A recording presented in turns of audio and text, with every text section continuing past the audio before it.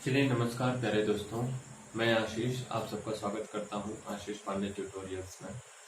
कल बच्चों हम लोग समास पढ़ना शुरू किए थे और समास में आपको अव्ययी भाव समास पढ़ा दिया था और समास के कुछ पिछले जो जितने भी टर्म्स होते हैं उन्हें हमने बता दिया था और आपको कुछ उदाहरण भी दिया था करके देने के लिए। बहुत कम बच्चे किए हैं, आप सब भी करिएगा, करके कमेंट करिएगा, ठीक है।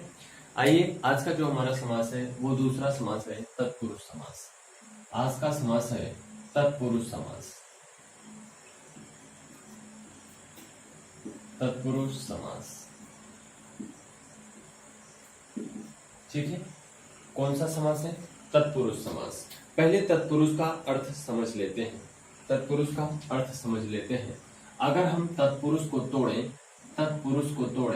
तो तत् प्लस पुरुष में टूट जाएगा। तत् प्लस पुरुष में टूट जाएगा, ठीक है। तत् का मतलब क्या होता है? तत् का मतलब होता है दूसरा या सामने वाला। क्या होता है? उसका या सामने वाला या दूसरा। क्या होता है? उसका या सामने वाला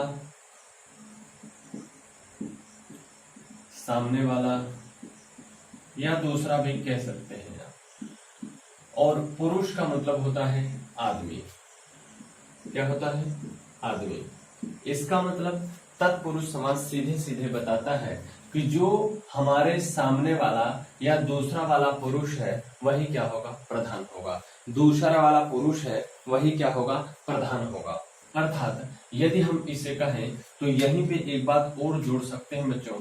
ये हमारा बनेगा प्रथम पद। ये क्या बनेगा? प्रथम पद।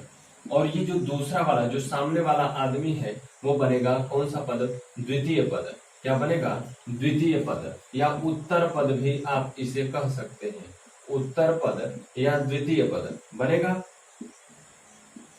द्वितीय पद बनेगा और ये खुद ही कह रहा है कि हमारे सामने वाला पद ही प्रधान होगा। इसका मतलब यदि हम तत्पुरुष समास की परिभाषा बनाने लग जा रहे हैं तो तत्पुरुष समास की परिभाषा क्या बनेगा? जिस समास का दूसरा पद प्रधान होता है, जिस समास का दूसरा पद प्रधान होता है, दूसरा पद क्या होता है? प्रधान होता है। दूसरा पद प्रधान होता है, उसे हम तत्पुरुष समास कहते हैं। उसे हम तत्पुरुष समास कहते हैं। उसे हम तत्पुरुष समास कहते हैं।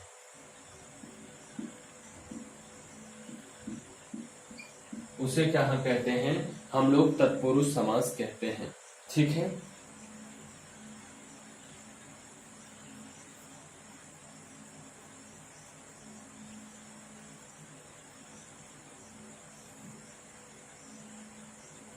ठीक है, तो इसमें क्या कहते हैं? जिसका दूसरा पद प्रधान होता है उसे हम लोग क्या कहते हैं? तत्पुरुष समास कहते हैं। हमने आपको बताया भी है। इसमें प्रथम पद होता है तो वो होता है आपका व्ययी भाव, और दूसरा पद यदि प्रधान होता है तो वो क्या होता है? आपका तत्पुरुष समास होता है। इतनी बात आपको क्लियर हो गई। तो तत्पुरुष समास की अब बात आती है भेद कितने होते हैं। तो तत्पुरुष समास को दो रूपों में बांटा गया है। एक तो विभक्तियों के आधार पर और एक उसकी रचना के आधार पर। एक विभक्ति के आधार पर और एक रचना के आधार पर। दो प्रकार से बांटे गए हैं और दोनों ही प्रकार से 6-6 प्रकार के होते हैं।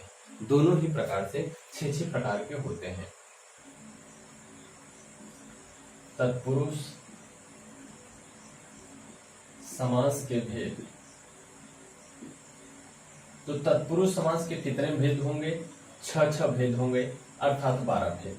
अर्थात यदि कभी आपसे कोई पूछे कि तत्पुरुष समास के कितने भेद, तो आप 12 नहीं बताएंगे, केवल 6 बताएंगे। क्यों? क्योंकि वो बाकी के 6 संस्कृत में प्रयोग किए जाते हैं, ठीक। इसमें 8 प्रयोग किए जाते हैं हिंदी में। ऐसा अगर कहा जाए तो मान सकते हैं, लेकिन आपको मैंने बताया कि हिंदी में 4 ही समास होंगे मुख्य रूप से। तो उन्हीं 4 में इनमें केवल विभक्तियों के आधार पर जो बांटे गए हैं वही समास आएंगे। और हम भी आपसे विभक्तियों के आधार पर पूरे समास और नई समास के बारे में बात करेंगे, क्योंकि इन्हीं से प्रश्न आते हैं और आपके उपपद इन सब से आपके परीक्षाओं में प्रश्न नहीं पूछे जाते हैं, ठीक है। तो यदि हम इन्हें विभक्ति के आधार पर कहें, विभक्ति के आधार पर ये कितने होते हैं? 6 होते हैं। अब आप कहोगे सर विभक्तियां तो 8 होती हैं, विभक्तियां तो कितने होते हैं? 8 होती हैं। कारक चिन्ह कितने होते हैं? 8 होते हैं। तो सर 8 होने चाहिए। नहीं सर, इसमें कर्ता कारक और संबोधन को छोड़ करके बाकी जो 6 बचते हैं, कर्म, करण, ये सब जो 6 बचते हैं उन्हीं का इसमें प्रयोग किया जाता है। ये बात आपको याद होनी चाहिए, ठीक है। और यदि हम रचना के आधार पर बात करें, रचना के आधार पर बात करें तो रचना के आधार पर भी इनकी संख्या जो है वो कितनी है? रचना के आधार पर भी इनकी संख्या कितनी है? 6 है, ठीक है। तो रचना के आधार पर जो इनकी संख्या 6 है उसको हम लिख देते हैं, बाकी आपको हम एक एक बताते चलेंगे, एक एक लिखते चलेंगे, ठीक है।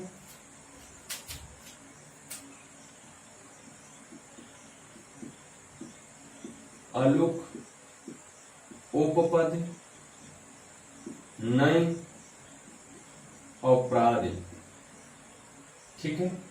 ये 4 समास हैं, इनका प्रयोग हम लोग संस्कृत में पढ़ते हैं। ये 4 और 2 का इसी में पढ़ते हैं। कौन कौन? कर्मधारय, कर्मधारय और दिगु, दिगु, ये पूरे मिलाकर के 6 समास होते हैं तत्पुरुष समास के, ठीक है। ये 6 समास होते हैं तत्पुरुष समास के भेद रचना के आधार पर। यदि हम इसमें पढ़ने लग जाएंगे तो इसमें हमारा होगा कर्म, कर्म, दूसरा करण, संप्रदान, अपादान, संबंध और अधिकरण।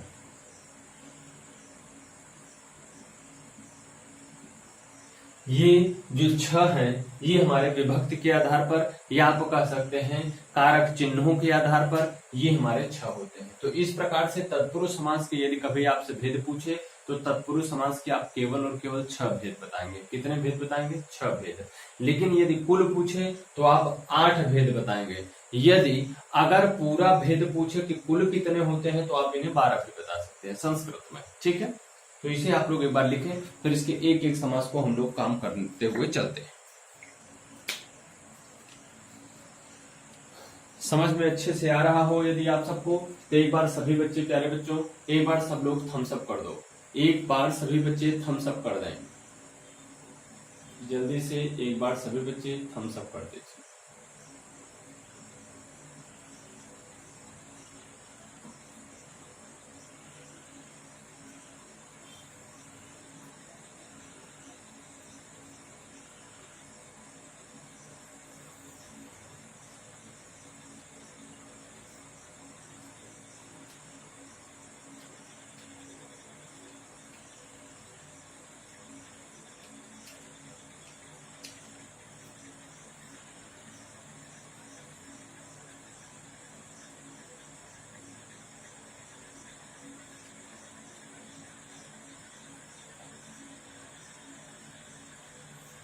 हो गया?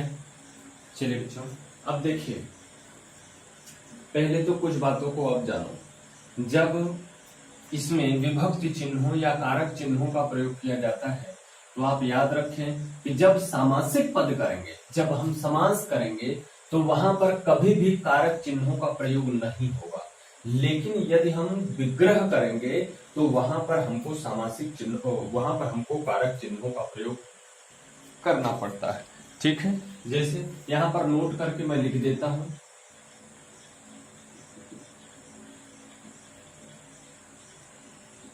समास करते समय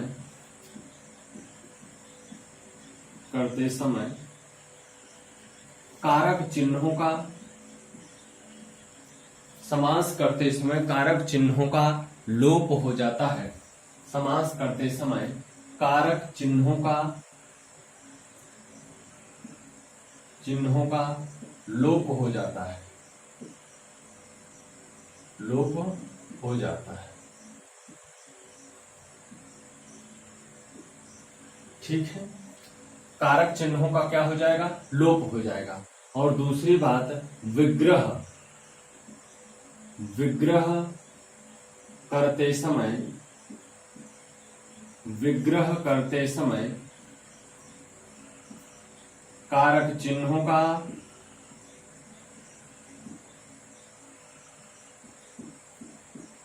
विग्रह करते समय कारक चिन्हों का प्रयोग किया जाता है, प्रयोग किया जाता है। इतनी बात समझ में आ गई। अगर हम समास कर रहे हैं तो वहां पर जैसे मैं एक आपको उदाहरण के माध्यम से समझा देता हूं, ठीक है, सब बताएंगे भैया। देखिए हमने एक क्या लिखा, चिड़ीमार। अब आप बताइए ये जो शब्द लिखा गया है, ये जो चिड़ीमार शब्द लिखा गया है, ये जो चिड़ीमार शब्द लिखा गया है, क्या इसमें कोई भी कारक चिन्ह दिखाई दे रहे हैं क्या? जैसे हमने आपको बताया था कर्ता ने कर्म को कर्ण से, ये सब कोई एक दिखाई दे रहा है क्या? नहीं दिखाई दे रहा। लेकिन अगर हम इसका विग्रह करेंगे तो विग्रह करते समय आएगा चिड़ियों को मारने वाला, चिड़ियों को मारने वाला, चिड़ियों को मारने वाला। अब आप देख रहे हैं कि इसमें एक को नाम का, कौन सा बेटा? को नाम का आपको कारक चिन्ह दिखाई दे रहा है ना? को नाम का कारक चिन्ह दिखाई दे रहा है, जो किसका दर्शक है, जो किसका सूचक है? कर्म कारक का सूचक है। किसका सूचक है? कर्म कारक का सूचक है। इसका मतलब हम इसमें कह सकते हैं कि इसमें जो तत्पुरुष होगा वो कर्म तत्पुरुष समास होगा। कौन सा होगा? कर्म तत्पुरुष समास होगा। क्लियर हो रही बात हमारी? तो इसमें हमारा जो होगा वो कर्म तत्पुरुष समास होगा। क्लियर है भैया? इसमें हमारा कर्म तत्पुरुष समास होगा। तो ऐसे ही मैंने कहा कि यदि हम समास बना रहे होंगे तो उसमें कारक चिन्हों का प्रयोग नहीं करेंगे, लेकिन यदि हम उसी समास का विग्रह करने लग जाएंगे तो उसमें हम कारक चिन्हों का प्रयोग करेंगे। उस समय हम वहां पर कारक चिन्हों का प्रयोग क्या करेंगे? करेंगे। तो अब हमारा जो पहला समास है वो पहला तत्पुरुष में पहला, याद रखें, दूसरे समास में तत्पुरुष में पहला। तत्पुरुष में यदि हम पहले समास की बात करें तो हमारा समास है कर्म तत्पुरुष समास। कर्म तत्पुरुष समास। कर्म तत्पुरुष समास में यदि हम कहें तो इसमें जो आपका विभक्ति चिन्ह आएगा, विभक्ति या कारक चिन्ह जो होगा, विभक्ति या कारक चिन्ह जो होगा वो क्या होगा? को होगा। वो क्या होगा? को। क्या होगा भैया? को होगा। क्लियर हुई हमारी बात? अब इसमें क्या होगा कि इसमें जो कारक चिन्ह को है, इसमें जो कारक चिन्ह को है उसका लोप रहेगा। इसमें कारक चिन्ह को का क्या रहेगा? लोप रहेगा। लेकिन जब हम विग्रह करेंगे तो उस कारक चिन्ह का प्रयोग वहां पर करेंगे। ठीक है ना? हमारी बात समझ में आ रही है? चलिए मैं एक दो शब्द यहाँ पर लिखता हूं। मैंने लिखा शरणागत, शरणागत, गगनचुंबी, गगनचुंबी, राजपुत्र। ठीक है? एक जो भी लिखा था चिड़ीमार। ठीक है?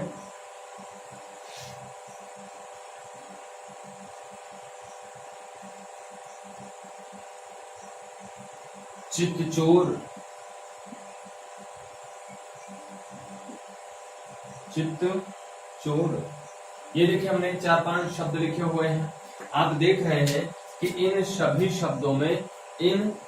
शब्दों में विभक्ति चिन्ह, कारक चिन्ह जो होते हैं, कारक चिन्ह को का लोप है, का क्या है? लोप है। ठीक है? इसमें कहीं भी आपको कारक चिन्ह दिखाई नहीं दे रहे हैं, कहीं भी आपको कारक चिन्ह दिखाई नहीं दे रहे हैं। लेकिन जब हम इनका विग्रह करेंगे, क्या करेंगे? विग्रह करेंगे। जैसे शरणागत, तो इसे तोड़ेंगे तो शरण और आगत बनेगा। क्या बनेगा? शरण धन आगत। देखिए कभी कभी प्रश्न पूछता है ऐसा कौन सा शब्द है जिसमें समास और संधि दोनों है। तो शरणागत जो है उसमें समास और संधि दोनों है। समास कौन सा है? तत्पुरुष समास। संधि कौन सा है? आकाश वर्ण दीर्घ दीर्घ संधि है। ठीक है, तो दोनों बात याद रखिए। शरण मतलब शरण, आगत मतलब आया हुआ। शरण मतलब आया हुआ। तो यहाँ पे कहेंगे शरण को आया हुआ, शरण को आया हुआ। ठीक है, अब देख रहे हैं कि जब मैंने इसका विग्रह किया, इसका जब हमने विग्रह किया तो यहाँ पर एक शब्द मिला को। एक शब्द हमको क्या मिला? को, जो किसको दर्शाता है? कर्म कारक को दर्शाता है। किसको दर्शाता है मेरे भैया? कर्म कारक को दर्शाता है। इसलिए हम कहेंगे यहाँ पर कि यहाँ पर जो तत्पुरुष है वो कौन सा तत्पुरुष है? कर्म तत्पुरुष समास है। कर्म तत्पुरुष समास है। ठीक है, कर्म तत्पुरुष समास है। और यदि हम शरणागत में संधि पूछें तो आप कहेंगे कि कौन सी संधि है? दीर्घ संधि है। कौन सी संधि है बेटा? दीर्घ संधि है। और अगर विच्छेद करेंगे और संधि का विच्छेद करेंगे तो बनेगा शरण धन आगत। शरण धन आगत और मिल के बनाएगा शरणागत। ठीक है बेटा, ये बात समझ में आई। ऐसे ही दूसरा शब्द देखिए, लिखा है गगन चुंबी। क्या लिखा है? गगन चुंबी। तो अगर विग्रह करेंगे तो बनेगा गगन को चूमने वाला। गगन को चूमने वाला, गगन को चूमने वाला या वाली, है ना? वाला वाली मतलब जैसे मान लीजिए कहते हैं गगन चूमी इमारत, तो गगन को चूमने वाली इमारत। गगन को चूमने वाला टावर, गगन को चूमने वाला कुछ भी, ऐसे ही गगन को चूमने वाला अर्थ बनेगा। तो आप यहाँ पर देख रहे हैं, यहाँ पर भी को मिला था और यहाँ पर भी विभक्ति चिन्ह आपको क्या मिला है मेरे भैया? को मिला है। क्या मिला है? को मिला है। क्यों को मिला है? क्योंकि यहाँ पर किसका प्रदर्शन हो रहा है? कर्म तत्पुरुष का हो रहा है। ठीक है, इसमें संधि नहीं है। अगर यहाँ पर ऐसे ही देखें तो इसका जब विग्रह करेंगे तो बनेगा राजा का पुत्र। एक बात याद रखिएगा, हमने जो भी चीजें आपको लिख रहा हूँ तो वहां पर देख रहे हैं कि संधि में जो शब्द समास में प्रयोग हुआ उन्हीं शब्दों का प्रयोग करके बनाना है। अब शरणागत में अगर ये शरण को आया हुआ हो तो आप ये भी मानेंगे, लेकिन अगर मैं कहूं प्रायिकता किसे देंगे तो आप कहेंगे कि शरण को आगत। शरण को आगत, हम इसको क्या करेंगे? प्रायिकता देंगे। लेकिन यदि ये नहीं है तब इसे मानेंगे। ठीक है, ऐसे ही इसका अगर हम देखें तो लिखेंगे गगन को चुंबी। गगन को चुंबी, चुंबी या चुंबने वाला दोनों लिखेंगे। ठीक है, तो प्रायिकता किसको देंगे? इसे देंगे। क्यों देंगे? क्योंकि यही शब्द इस समास में प्रयोग हुआ है, समास पद में प्रयोग हुए हैं, इसलिए इसकी प्रायिकता होगी और इनके अर्थ की प्रायिकता कम होगी। आपको मैंने ये सभी चीजें सिखा दी हैं, पहले ही ये सब चीजें मैंने आपको बताई है। अब अगर राजा का पुत्र हमको बनाना हुआ तो राजा जो बना है वो राज जो बना है वो राजा से ही बना है या राज से राजा बना है, तो हम बनाएंगे राजा का पुत्र। क्या बनाएंगे? राजा का पुत्र। सॉरी, इसमें ये गलत हो गया है, ये आपका संबंध कारक में पहुंच जाएगा, ये गलत है। यहाँ पे मैंने राजा का पुत्र जो लिखा ये गलत लिख दिया है। ठीक है, ये मैंने गलत लिखा है। मैं एक यहाँ पर और लिख देता हूं,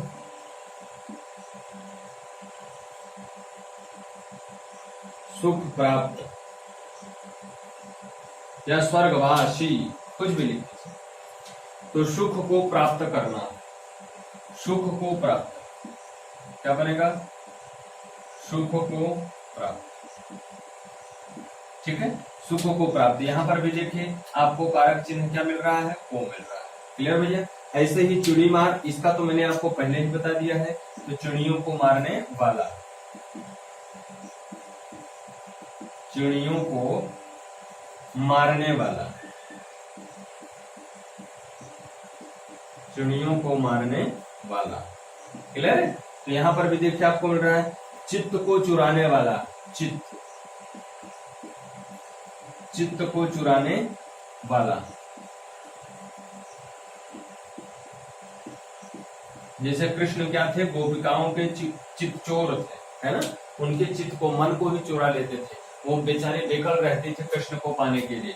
तो यहाँ पर भी देख रहे हैं आपको कौन सा कारक चिन्ह प्रयोग किया गया है, को कारक चिन्ह का प्रयोग किया गया है।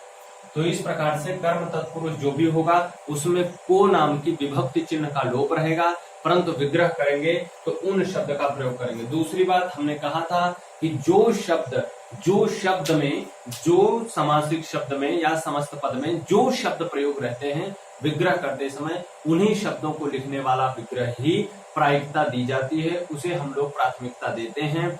यदि उसके अर्थ वाला आया है तो उसे हम दूसरी प्रायिकता देते हैं, मतलब उसे भी मानेंगे, सही गलत नहीं मानेंगे, लेकिन उसे सबसे सही नहीं मानेंगे। सबसे सही कौन मानेंगे? जो उस समासिक पद में शब्द रहेंगे उन्हीं के द्वारा जो विग्रह किया जाएगा उन्हें हम लोग सबसे ज्यादा सही मानेंगे। क्लियर है? तो इसे एक बार आप लिख लें। फिर दूसरा हम लोग आपको बताते हैं कर्ण तत्पुरुष। कर्ण तत्पुरुष, ठीक है, जल्दी जल्दी करें आंसर।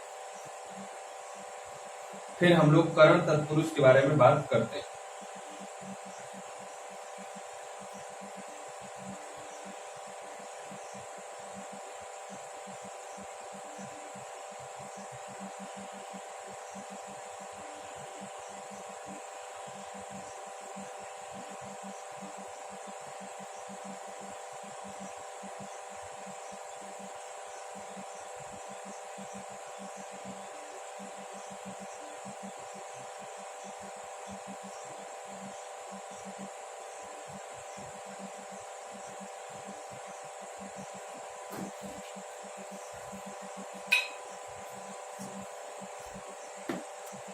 गर्मी इस समय एकदम प्रचंड है भाई। धान मान लग रहा है कि नहीं आप सबका?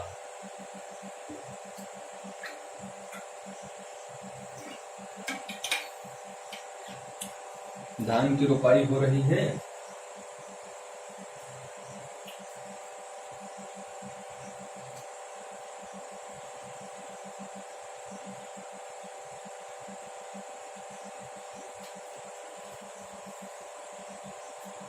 हो गया बच्चों, मिटाएं। चलिए, अब कर्म तत्पुरुष के बाद दूसरा है हमारा कर्ण तत्पुरुष।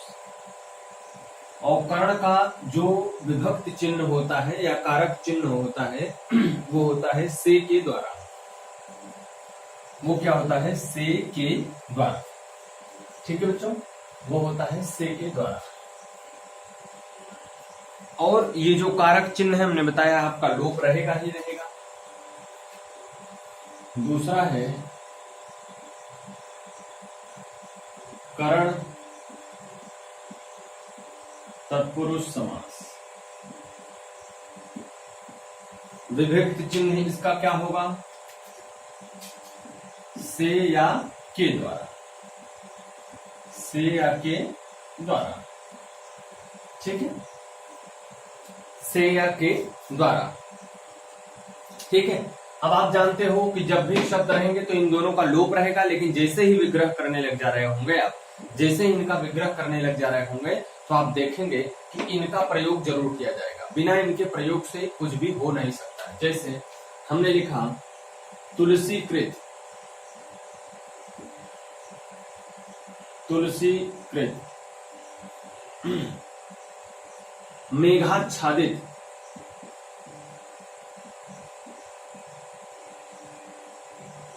मेघाच्छादित,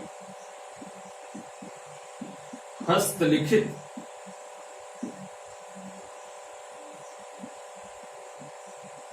दूसरा लिखा गुणयुक्त। क्या लिखा? गुणयुक्त, तारों भरी,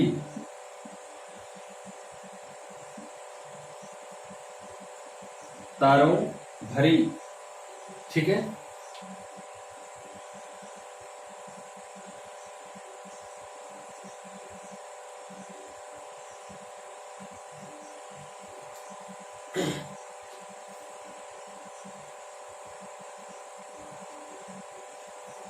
रोगग्रस्त।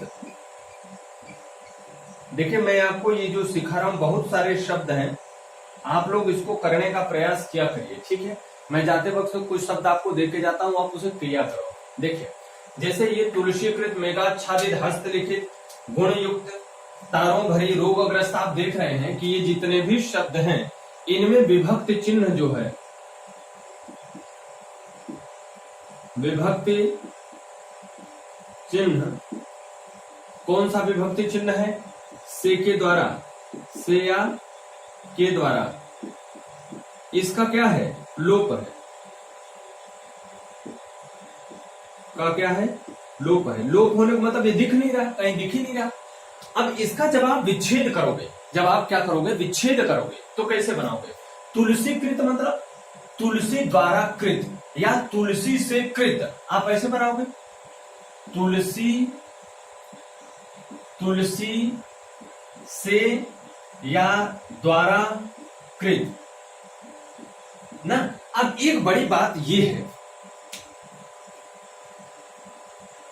एक बड़ी बात यह है कि सर इसमें से और के दोनों है, तो हम से कब लगाएंगे और के कब लगाएंगे, के द्वारा कब लगाएंगे? ये बड़ी बात है। ये किसी किताब में आपको लिखा हुआ नहीं मिलेगा जल्दी, तो इसे हम आपको बताते हैं कि अगर के द्वारा का प्रयोग कभी भी हो तो वो सजीव के लिए, यहां पर मैंने लिखा इसलिए मैं रुक गया कि आपको बताता चलो। तो यहां पर नोट का प्रयोग यहां पर करें, एक आप और लिखें कि के द्वारा, के द्वारा का प्रयोग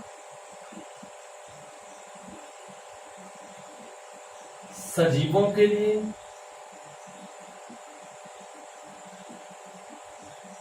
तथा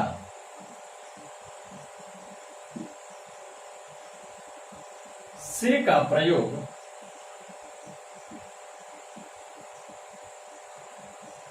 निर्जीवों के लिए किया जाता है।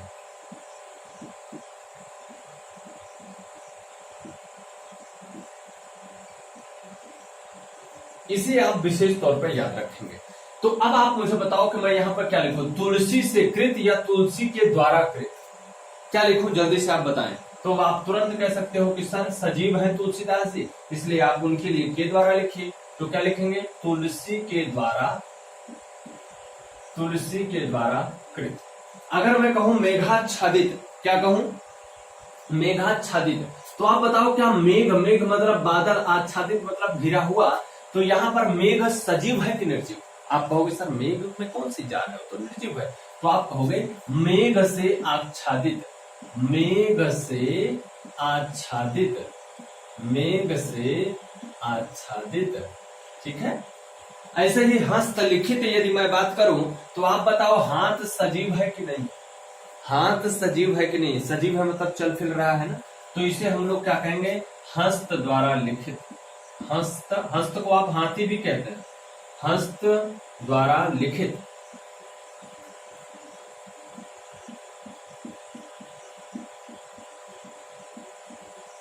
ठीक है। गुण युक्त, गुण से युक्त, ठीक है। क्या लिखेंगे? अब आप लोग समझ गए हैं, गुण से युक्त। तारों भरी, तो क्या लिखेंगे? तारों से भरा, तारों से भरा या भरी। रोगग्रस्त, रोग से ग्रस्त, रोग से ग्रस्त, ठीक है। समझ में आई बात आप सबको? तो आप लोगों को एक बात विशेष तौर पे याद रखनी है। क्या याद रखनी है? कि यदि कभी भी सजीव की बात आएगी तो कारक चिन्ह के द्वारा लगाएंगे, सजीव आएगा तो के द्वारा लगाएंगे, और निर्जीव आएगा तो वहां पर से लगाएंगे। ये बात आप सब विशेष तौर पे याद रखेंगे, ठीक है। इसे भी जल्दी से नोट करें, फिर उसके बाद हम लोग संप्रदान कारक की तरफ बढ़ते हैं। संप्रदान कारक की तरफ फिर हम लोग बढ़ते हैं। जल्दी से करें बच्चों।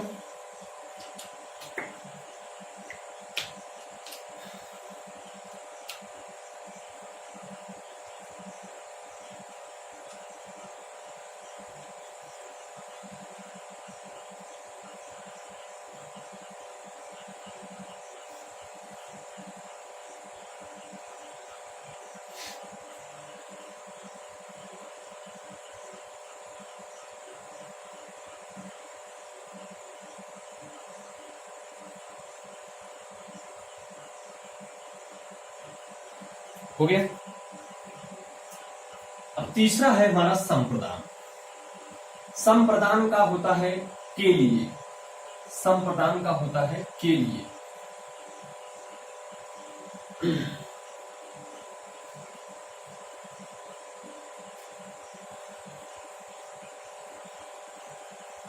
संप्रदान का होता है के लिए।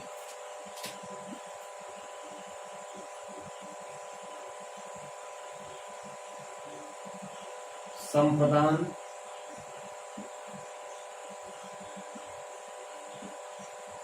तत्पुरुष समास। विभक्ति चिन्ह होगा के लिए। होता तो है हेतु को के लिए, लेकिन इसमें के लिए ही आपको देखने को मिलेगा।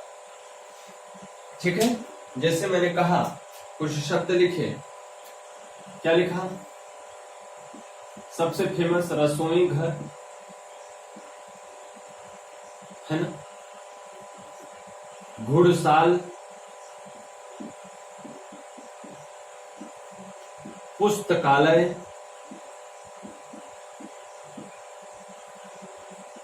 आराम कुर्सी, हथकड़ी, हथकड़ी है ना,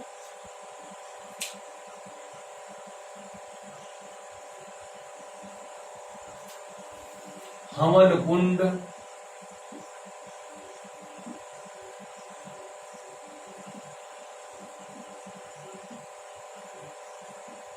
कन्या विद्यालय,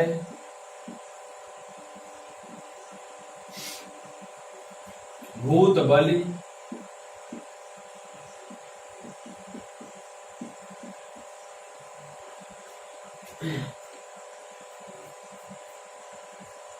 भूत बलि,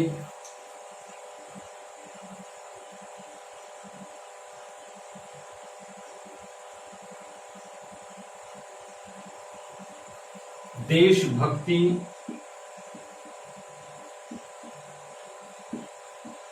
ठीक, ये कुछ शब्द लिखे गए। एक और बात याद रखिएगा, जहां भी घर लगा रहे, घर का कहीं भी आपको मिल जाए घर वाला, तो वो जान लीजिए कि 99% तो मैं संप्रदान कारक ही कहूंगा, उसे संप्रदान तत्पुरुष ही आप मानिएगा। कौन वाला? जिसमें घर लगा हो, जिसमें घर लगा हो वो पक्का है कि 99% क्या होता है? संप्रदान होता है। इसे आप लोग याद रखिएगा। मैं अभी कहीं लिख दूंगा आप सबको, ठीक है, मैं कहीं भी नोट बना के लिख दूंगा। जैसे यहाँ पर रसोई घर लिखा है, तो इसका विच्छेद करेंगे तो बनेगा रसोई के लिए घर, रसोई के लिए घर। ठीक है, क्या बनेगा? रसोई के लिए घर। और आप देख रहे हैं यहाँ पर क्या आया है? के लिए, तो पक्का है कि रसोई घर कौन सा समास बनेगा? संप्रदान तत्पुरुष समास बनेगा। घुड़साल, तो क्या बनेगा?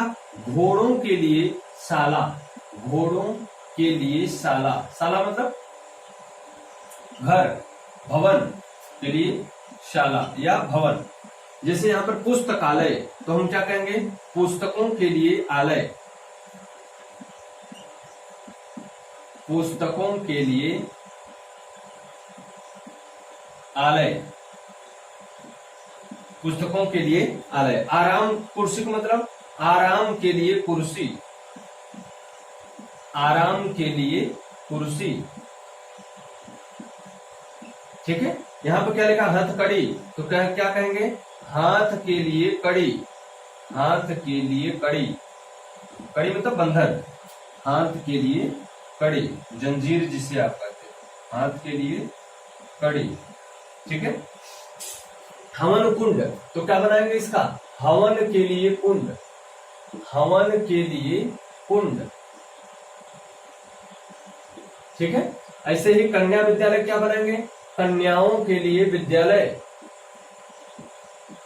कन्याओं के लिए विद्यालय। ठीक है बच्चों, भूत बलि, तो क्या लिखेंगे? भूतों के लिए बलि, भूतों के लिए बलि। सही है। देशभक्ति, देश के लिए भक्ति, देश के लिए भक्ति। ठीक है जी, तो आप यहां पर देख रहे हैं, आपको कारक चिन्ह देखने को मिल रहा है के लिए, के लिए, के लिए, के लिए, के लिए, के लिए, के लिए, के लिए।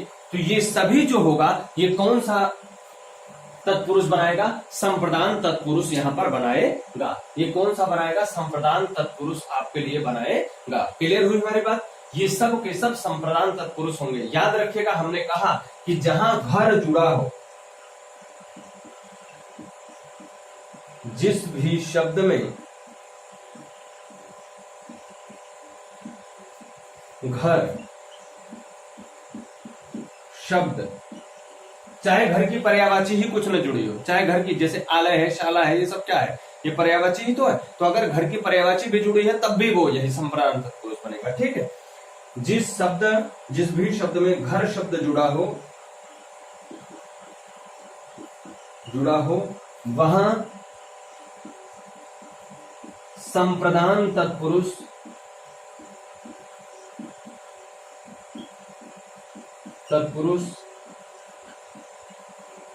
समास होता है।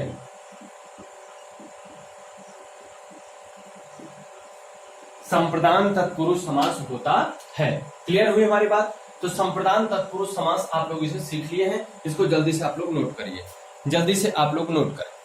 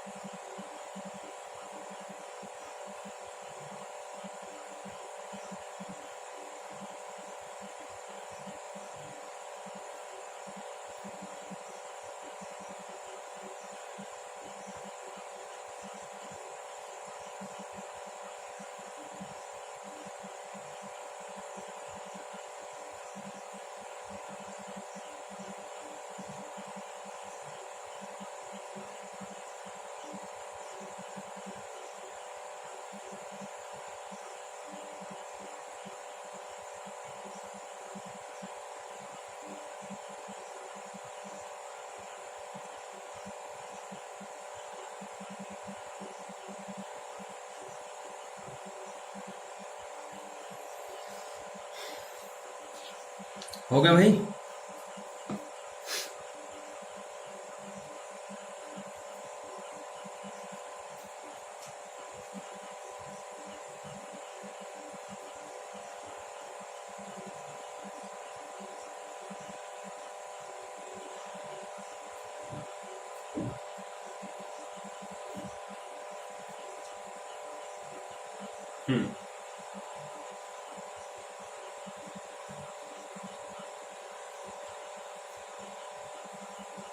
आइए अब देखते हैं अपादान तत्पुरुष।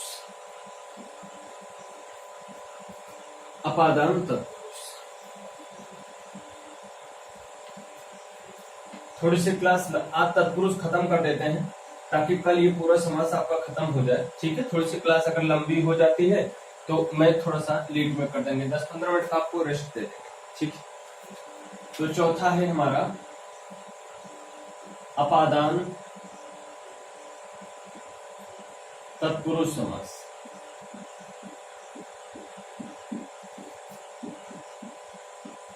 अपादान तत्पुरुष समास, और इसमें आप जानते हैं विभक्ति चिन्ह मिलती है से मतलब क्या? अलग होना। क्या मिलता है? अलग होना। ठीक है,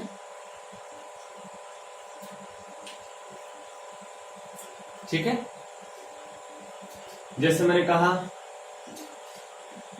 आशातीत, जन्मांध,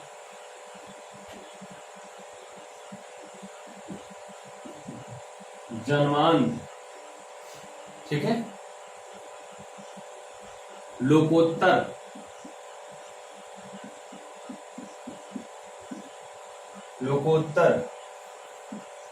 धन रहित,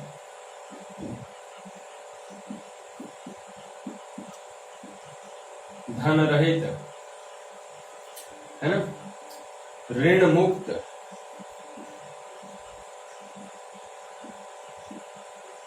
ठीक है, ऋण मुक्त,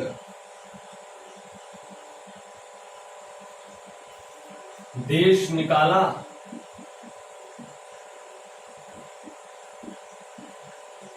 पदच्युत, ठीक है, पदच्युत।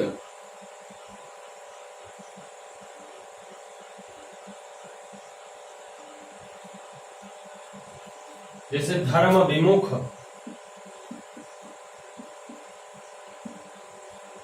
हाँ एक चीज और देखिए आपको लिख देता हूं, मदान। यहां पर देखिए बहुत तेज गलती होती है, जन्मांध और मदांध देख करके लोग तुरंत सोच लेते हैं कि जब जन्मांध में अपादान कारक है तो ठीक है मदांध में भी यही होगा, लेकिन नहीं सर, ऐसा नहीं है। मदांध में ऐसा नहीं है। मदांध और जन्मांध दोनों अलग अलग बातें हो जाती हैं, इसलिए यहाँ पर कैसे होगा उसके बारे में हम लोग आइए बातचीत करें, जरा देखते हैं। आइए विग्रह करते हैं। आशातीत मतलब दूर या परे, तो आशा से परे, आशा से परे, आशा से परे। अब आप जानते हैं जहां पर भी दूर चीज आता है, यहाँ पर तीत लिखिए, आशा से तीत, जहां पर भी दूर होने का शब्द आता है, अलगाव होने का शब्द आता है, उसे भी हम लोग कौन सा कहते हैं, वहां पर भी अपादान कहते हैं। क्या कहते हैं? अपादान कहते हैं। ठीक है, आपको कारक में, अपादान कारक में सिखाया हूं।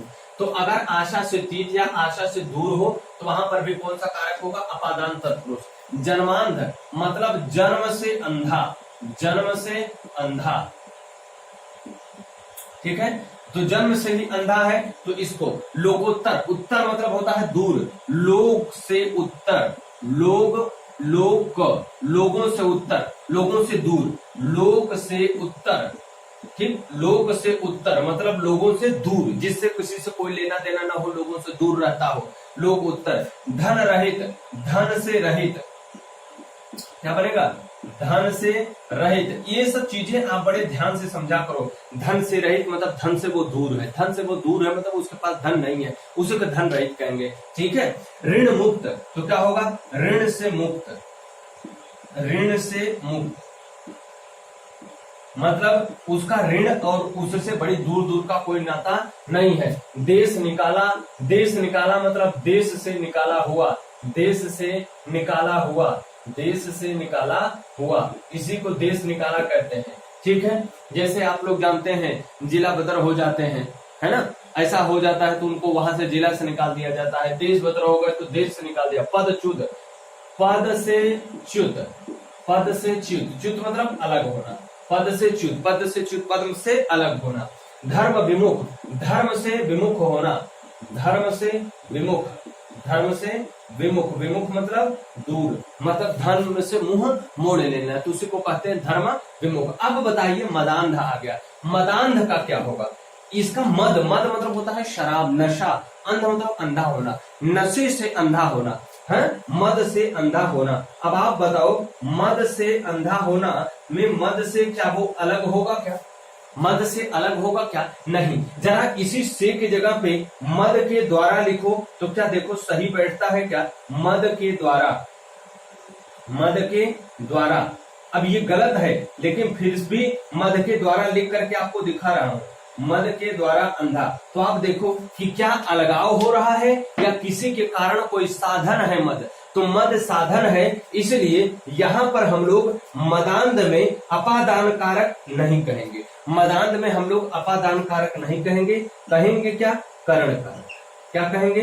करण कारक। तो इससे आप सावधान रहिएगा, मदांध यदि आ जाए तो आप तुरंत वहां पर अपादान कारक झम्म से मारते हो, क्योंकि प्रसन्न हो जाते हो, करे ये तो पढ़े थे मिला था। तो मदांध धर्म, मदांध वाला अगर आप देखेंगे तो वहां पर करण कारक होगा, वहां पे आप अपादान कारक नहीं लगाएंगे। क्यों नहीं लगाएंगे? क्योंकि जन्मांध मतलब जन्म से ही वो अंधा हो जाना, मतलब जन्म से ही दृष्टि से वो दूर दूर से वंचित हो जाना। लेकिन यहाँ से क्या वो नशे से वंचित है क्या? नशा तो उसके ऊपर एकदम ठरकी है, सारा पी लिया खूब, जितना ज्यादा पी लिया है इसलिए तो वो अंधा हो गया, पगला गया है ना। तो पगला गया है तो पगलड़वा यहाँ पे जब पगलाया हुआ है तो क्या इसके अलग हो गया क्या? नहीं, अलग नहीं हुआ है, ये क्या हुआ है? उसी को अधिकता हो गई है, उसके द्वारा ये पागल हुआ है, मद अंधा हुआ है। तो यहाँ पर आप बनाएंगे क्या? कर्ण कारक। क्यों बनाएंगे? क्योंकि इसके द्वारा आपका जो होता है वो किसका विभक्ति चिन्ह होता है? कर्ण कारक का होता है, इसलिए आप यहाँ पर क्या बनाएंगे?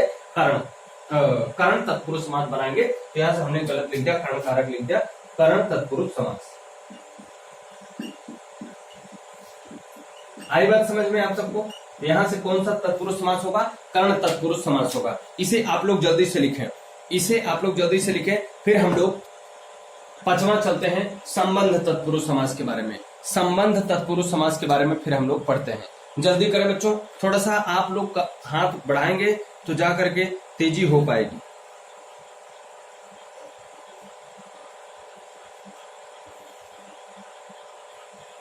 थोड़ा सा आप लोग हाथ बढ़ाएं। और बच्चों रात में GS with Ashish Pandey Telegram channel पे हमारे जो चल रही है ऑनलाइन टेस्ट, उसमें भी आप लोग भाग लें। उसकी फीस 99 रुपए रखी गई है और बहुत ही बेहतरीन चल रही है। जो बच्चे इसमें से कर रहे होंगे उन्हें पता है, बहुत अच्छे अच्छे क्वेश्चन हम उसमें करा रहे हैं आपको। तो आप लोग उसमें जुड़िए ताकि आपका भी फायदा होगा। बहुत अच्छा है, 99 रुपए बहुत बड़ी चीज नहीं है, लेकिन आपका असली मूल्यांकन वहां से हो सकता है। असली मूल्यांकन मतलब आप जान जाएंगे कि आप लॉकडाउन में 4 महीने के लॉकडाउन में आखिर क्या उखाड़ लिए हैं, बैठे हैं घर पे क्या कर लिए हैं। तो अच्छे अच्छे क्वेश्चन हम तैयार करते हैं। एक सेट में 60 क्वेश्चन रहते हैं, 60 मिनट का टाइम रहता है। उसके बाद आपके पूरे रिजल्ट वगैरह बता दिए जाते हैं, रैंकिंग वगैरह आ जाती है, सब कुछ वहां पे बेहतरीन आपका हो जाता है। तो आप लोग उस चैनल से जुड़े और फी उसकी पे करें, 99 रुपए फीस है। और आप लोग उसके बाद उसकी पढ़ाई करें, फिर देखें आपको कितना मजा आता है और कितनी अच्छी तैयारी होती है। ठीक है, चलिए चौथा हो गया हमारा अपादान। अब अपादान के बाद हमारा आता है संबंध। क्या आता है? संबंध। पांचवा है हमारा संबंध तत्पुरुष समास। क्या है? थोड़ा सा अगर ऐसे ही करते रहेंगे, आप सब मेहनत करते रहिए तो आप सब पक्का सिलेक्शन लेंगे। जान लीजिए जो लोग घर पे बैठे हुए हैं उनका सिलेक्शन होने वाला नहीं है। जो लोग बहुत तेजू खां बन रहे थे लेकिन अब 4 महीने से नहीं पढ़ रहे थे, उनको कहा आएगा का कुछ नहीं आएगा, वो फेल हो जाएंगे, उनका किसी में होगा नहीं। और बाद में वो झूठे झूठे कहेंगे कि हमारा हुआ नहीं, हम तो बहुत पढ़ाकू, हम तो बड़े तेजी खा रहे हैं। 4 महीने में क्या कर रहे हो आप? कुछ तो नहीं कर रहे हो, तो काहे पढ़ाकू हो? कुछ नहीं पढ़ाकू हो आप। ठीक है, आप लोग अच्छे से मेहनत करते रहिए अगर नौकरी लेनी है। और सभी परीक्षाएं लगभग अब 2021 में ही होंगी, वैकेंसी भी 2021 में ही आएंगे और बहुत ताबड़तोड़ वैकेंसी आएगी 2021 में बहुत। तो इसलिए आप सब मेहनत करते रहे जबरदस्त, ताकि आप सबका सिलेक्शन पक्का हो जाए। ठीक है, आइए बच्चों देखते हैं। अब हमारा जो है संबंध तत्पुरुष है। पांचवा हमारा कौन सा है? संबंध तत्पुरुष। संबंध तत्पुरुष, संबंध तत्पुरुष समास। अब देखिए संबंध तत्पुरुष समास में आपको विभक्ति चिन्ह जो मिलेगा वो काकी के मिलेगा। क्या मिलेगा? काकी के। अब आप कहेंगे सर इसमें काकी के नानी ने रारी रे तो रहता था, तो याद रखिए इसमें नानी ने रारी रे नहीं आएगा। नानी ने और रारी रे इसमें नहीं आएगा। इस बात को आप लोग विशेष तौर पे याद रखें। इसमें जो आपको मिलेगा वो काकी के मिलेगा। क्या मिलेगा? काकी के ही मिलेगा और कोई इसमें नहीं मिलेगा। तो आइए कुछ करते हैं, कुछ उदाहरण। जैसे मैंने लिखा कठपुतली। जो इस बोर्ड पे मैं आपको जो कुछ भी करा रहा हूं ये सभी कई बार परीक्षाओं में पूछे गए हैं, उन्हीं उदाहरणों को उठाया हूं और उसे मैं लिख करके बाकायदा बनाया हूं ताकि आप सबको अधिक से अधिक उसमें फायदा हो पाए। ठीक है, तो यहाँ पे देखिए कठपुतली जैसे है पीजीटी पीसीएस की परीक्षा में बहुत बार रिपीटेड क्वेश्चन है, बहुत बार आया है। समझ रहे हैं ना? अब बहुत बार पूछा गया है तो ये चीज बार बार रिपीट भी हो सकता है। तो रिपीट हो सकता है तो आप लोग इसे जानते रहेंगे तो ज्यादा बढ़िया होगा, है ना? मैंने लिखा पनघट, पनघट, पनवाड़ी। ठीक है, पनवाड़ी, राष्ट्रपति,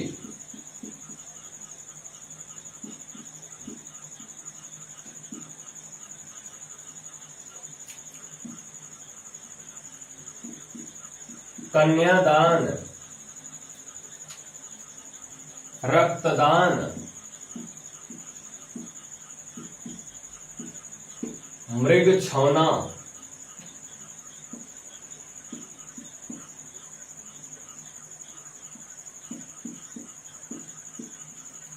मृग छौना।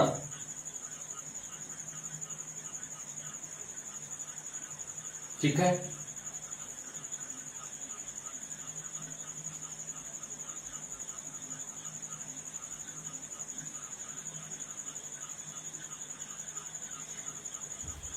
करुणा सागर,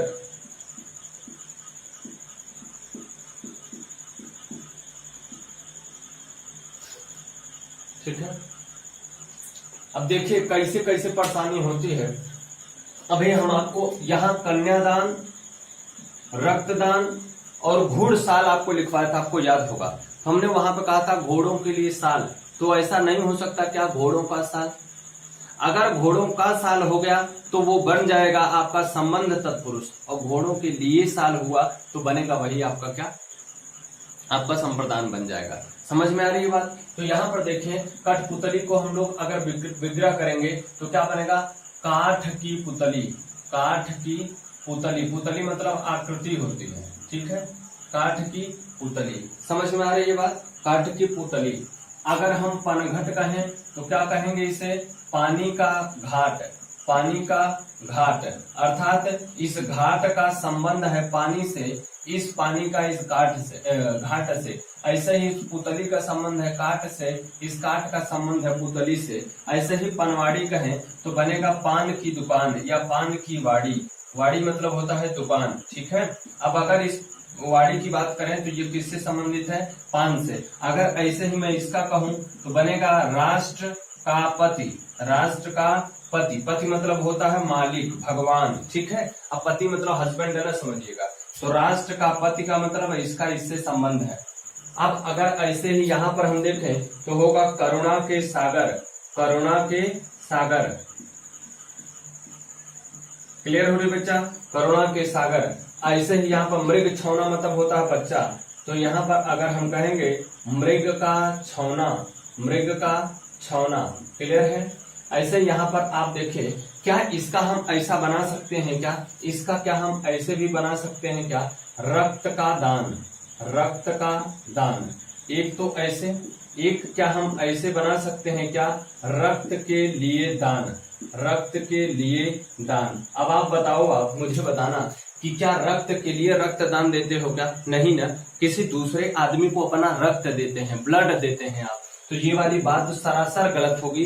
कभी भी यहाँ पर संप्रदान कारक नहीं हो पाएगा, कभी भी यहाँ पर संप्रदान कारक नहीं हो पाएगा। सीधे सीधे रक्तदान, नेत्रदान ये सब बनेगा तो आपका कोई भी अंगदान, नेत्रदान, रक्तदान, कानदान, मुंहदान कुछ भी करेंगे तो केवल और केवल संबंध तत्पुरुष समास बनेगा। लेकिन यहाँ पर बच्चा कन्यादान जब करेंगे तो दो बातें आपकी हो सकती हैं। एक तो हो सकती है कन्या का दान।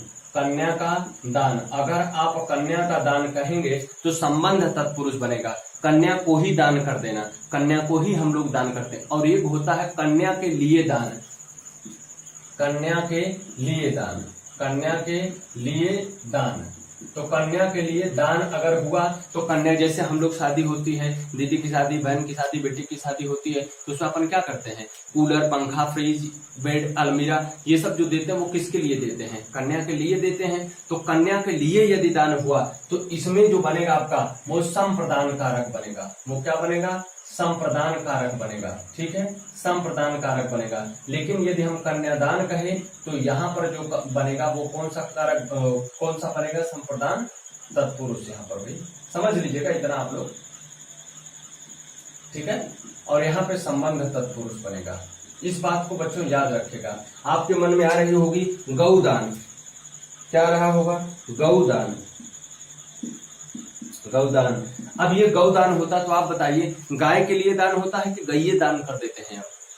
गाय के लिए दान करते हो आप कि गैये दान कर देते हो सर? तो गैये दान करने देते हैं तो गाय का दान यहाँ पर होगा। क्या होगा?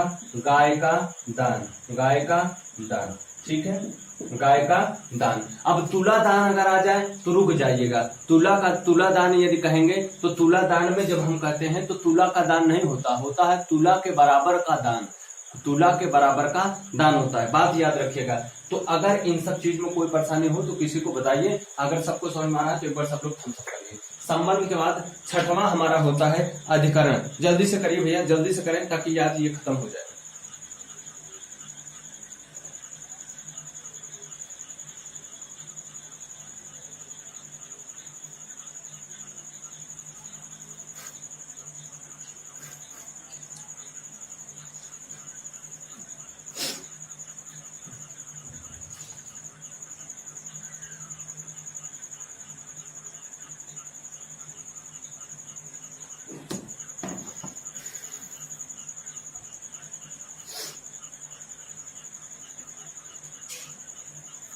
चलिए, संबंध तत्पुरुष हो गया।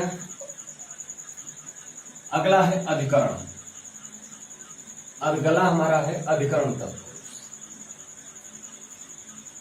अधिकरण में आप जानते हैं में पै पर, आपको बताया था इसका चिन्ह होता है में पै पर।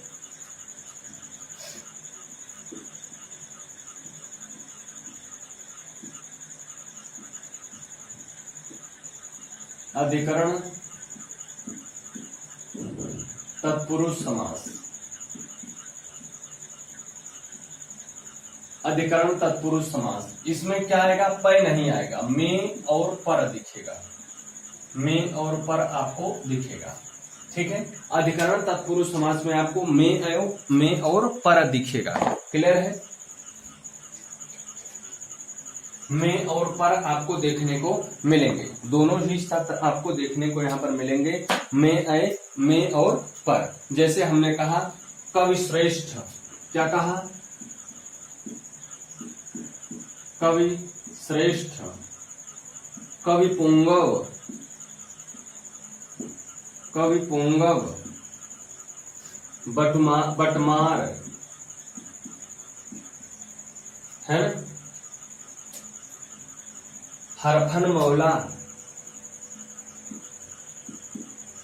हरफन मौला,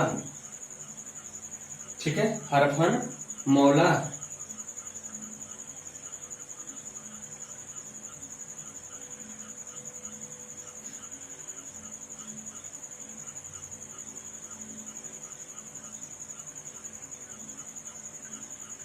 प्रेम मग्न, प्रेम मग्न,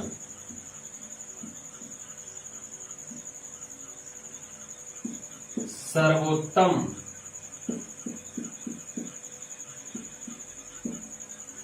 पुरुषोत्तम।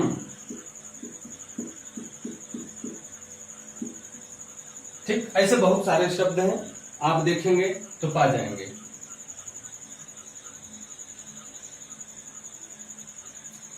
मैं कह दूं सिंहारूढ़,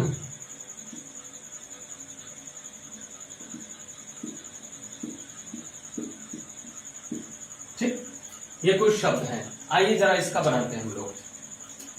तो कवि श्रेष्ठ, मतलब इसका करेंगे तो बनेगा कवियों में श्रेष्ठ, कवियों में श्रेष्ठ, कवियों में श्रेष्ठ। देखिए आपको में यहां पर है, यहां पर में आपको मिला। कवि पुंगव, कवियों में पुंगव, पुंगव मतलब होता है श्रेष्ठ, कवियों में पुंगव। ठीक है, यहां पे लिखा बटमार, बट मतलब रास्ता में मारने वाला, बटमार मतलब क्या होता है, रास्ता में मारने वाला, रास्ते में मारने वाला।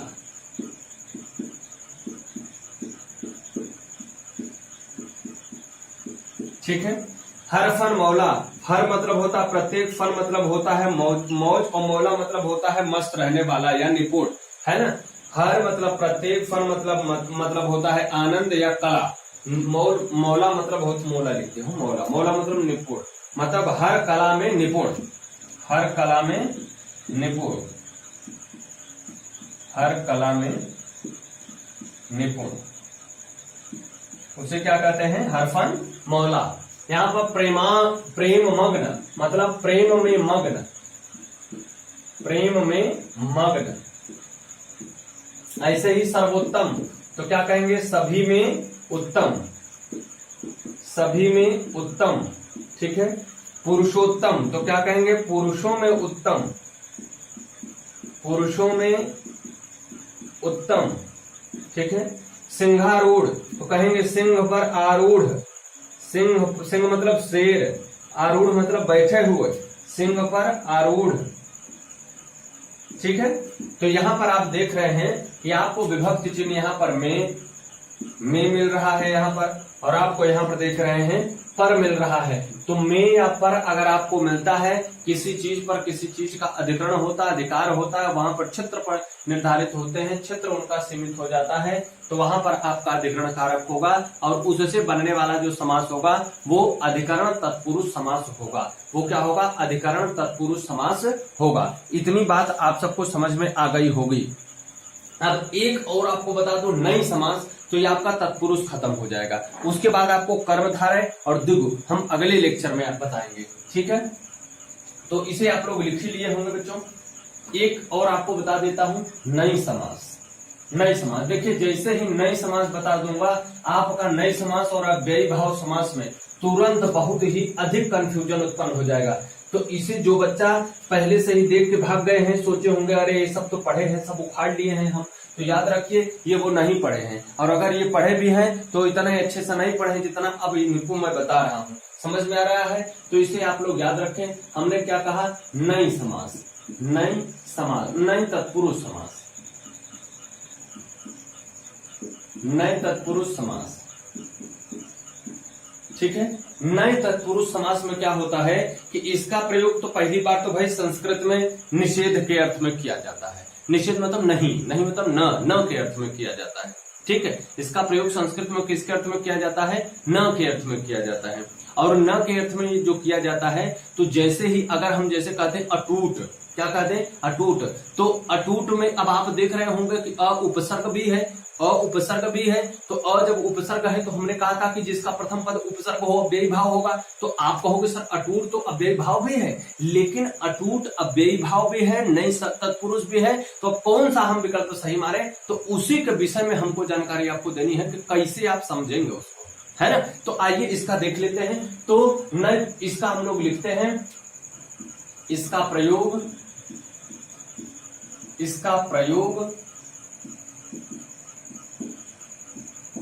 संस्कृत में, इसका प्रयोग संस्कृत में निषेध, निषेध मतलब समझ रहे हैं ना? न, निषेध या न के अर्थ में किया जाता है। न के अर्थ में, न के अर्थ में किया जाता है। न के अर्थ में किया जाता है, ठीक है? ठीक है? अब देखिए, एक तो बात ये हो गई। एक और बात, इसमें कुछ प्रमुख उपसर्ग होते हैं जो इसमें लगते हैं। नए तत्पुरुष में कौन से उपसर्ग लगते हैं वो जरा देखिए। इसमें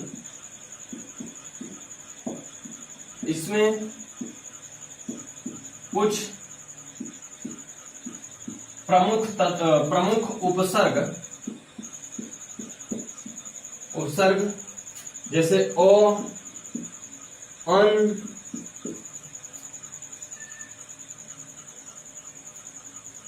है ना? अन या अन भी ऐसे भी रहेगा ना, न, ठीक? ऐसे ये उपसर्ग हैं जिनका प्रयोग होगा, ठीक है? ना, ठीक? इसमें कुछ प्रमुख उपसर्ग अ, अन, अन, न या ना, न या ना का प्रयोग होता है, का प्रयोग होता है, ठीक है बच्चों? इसका प्रयोग होता है। अब जैसे अगर मैं आपको कहूं, जैसे कुछ शब्द लिख रहा हूं, अटूट,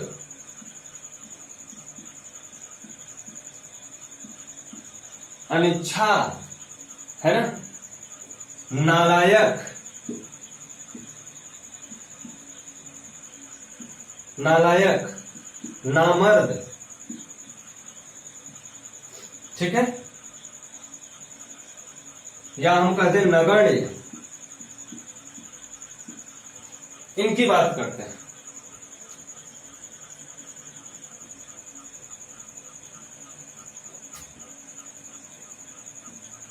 अनजान, ठीक?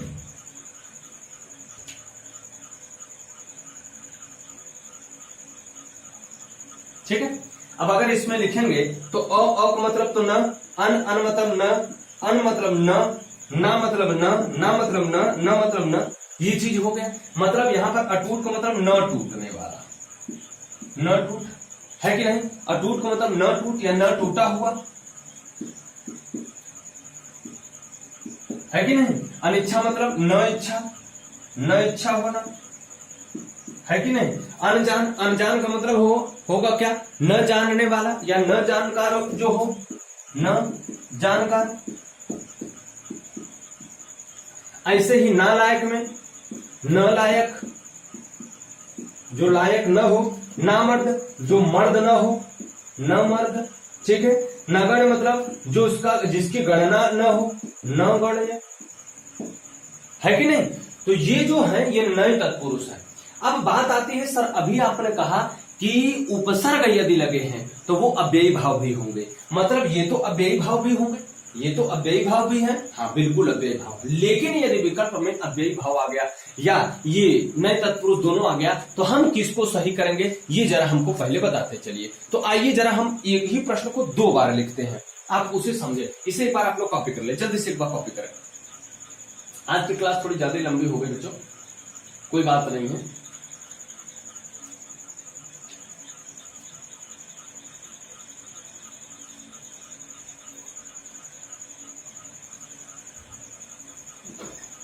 देखें,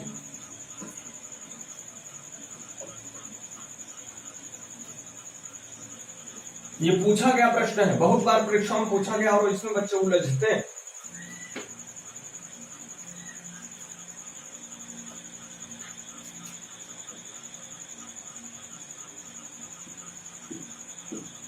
अटूट में समास है,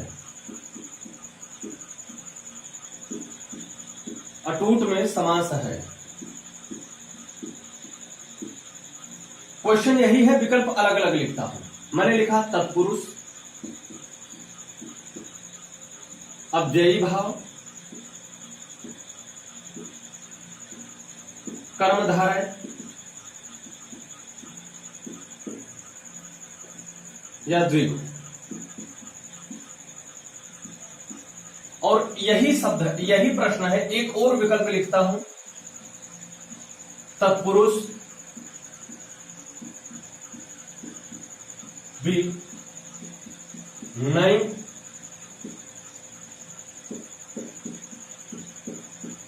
नई तत्पुरुष, सी अव्ययी भाव, डी द्विगु। ये अब आप बताओ इसमें कौन सा विकल्प सही होगा? अटूट ये तत्पुरुष समास है ही, नए तत्पुरुष तत्पुरुष का ही समास है, अव्ययी भाव कर्मधारय। तो यहां पे आप देख रहे हैं कि अव्ययी भाव भी है तत्पुरुष भी, आप सही किसे मारेंगे? तो आप यहां पर अव्ययी भाव मारेंगे। क्या मारेंगे? यहां पर अव्ययी भाव मारेंगे। लेकिन यदि उसमें नए तत्पुरुष लिखा रहे, नए तत्पुरुष लिखा रहे, तत्पुरुष नहीं नए तत्पुरुष लिखा रहे, तो वहां पर आप तत्पुरुष नहीं, अव्ययी भाव नहीं, इसको अव्ययी भाव नहीं, द्विगु नहीं, तत्पुरुष नहीं, बल्कि किसको मारेंगे? नहीं। इसका मतलब यदि ऐसा आया रहे और विकल्प में यदि तत्पुरुष समास है और तत्पुरुष में नई तत्पुरुष समास है तो आप उसी को प्रायिकता देंगे, प्राथमिकता देंगे। किसको? नए तत्पुरुष समास को। और दूसरी प्राथमिकता किसको देंगे? अव्ययी भाव समास को। फिर से एक बार बोलता हूं कि यदि अव्ययी भाव ऐसा कोई समास आता है जिसमें अव्ययी भाव और नए तत्पुरुष दोनों है तो आप सबसे पहली प्राथमिकता किसको देंगे? नए तत्पुरुष समास को देंगे। और दूसरी प्राथमिकता किसको देंगे मेरे दोस्तों? तो दूसरी प्राथमिकता आप देंगे अव्ययी भाव समास को। ये बात आप विशेष तौर पे याद रखना, नहीं तो यहां पर गलतियां होती है। ठीक है, तो अभी हम लोगों ने 2 समास खत्म किए, एक अव्ययी भाव समास और आज के लेक्चर में पूरा केवल तत्पुरुष समास हम लोगों ने खत्म किया। 6 तत्पुरुष समास और एक और 7 तत्पुरुष का पूरा तत्पुरुष खत्म किया। अब आपके 4 और बचे हुए हैं जिसे हम अगले लेक्चर में क्लियर करेंगे बच्चों। ठीक है, तो आज लेते हैं यहीं तक विदा, मिलते हैं कल आपसे इसी समय पर। Thank you, take care, bye bye.